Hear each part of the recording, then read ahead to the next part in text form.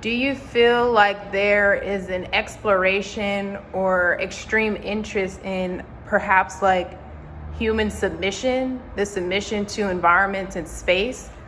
Even though some of the film or photographs were seemingly chaotic, they also seem like people were in their perhaps truest forms of rawness, and there was a submission of like the spaces that they occupied or environments that they were in, which was interesting to see, or I guess to watch you explore those spaces where people were occupying them.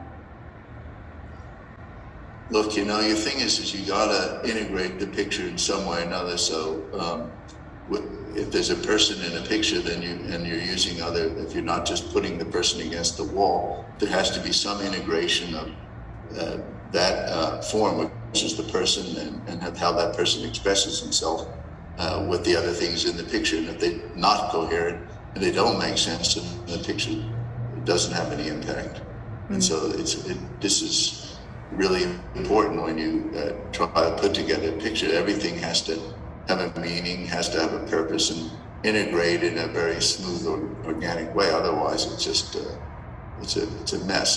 And most people who are taking pictures in the history of photography are really only interested in content. They see something interesting in the picture, they just forget about everything else, and it's a serious problem in photography more than, say, painting or drawing. There's very rarely I've been to God knows how many universities all over the world and teach for a day or two or three. I don't teach permanently, and I almost never hear the word composition, and it's actually horrific. I have to tell you, I've God knows how many museums and galleries I've been in my life, thousands of them, and I'm always amazed that the people are making these exhibitions, whether it's the photographer themselves or the curators or whatever, don't see the most basic mistake in these images. It's really quite alarming, I tell you the truth. It's like if you went to the dentist and the dentist couldn't find cavities in your teeth. What kind of dentist is this? Yeah. And my tooth hurts. I can't find anything, but my tooth hurts.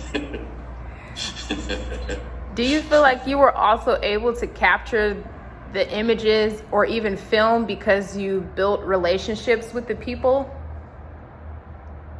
Yeah, relationships is one thing, but being able to create metaphoric, coherent visual statements is another. I always say if somebody can sit and talk to me for the rest of their life, and it doesn't mean one thing in terms of trying to make a photograph, not even one thing. It's another language. It's like speaking Chinese to me. It doesn't help me learn French.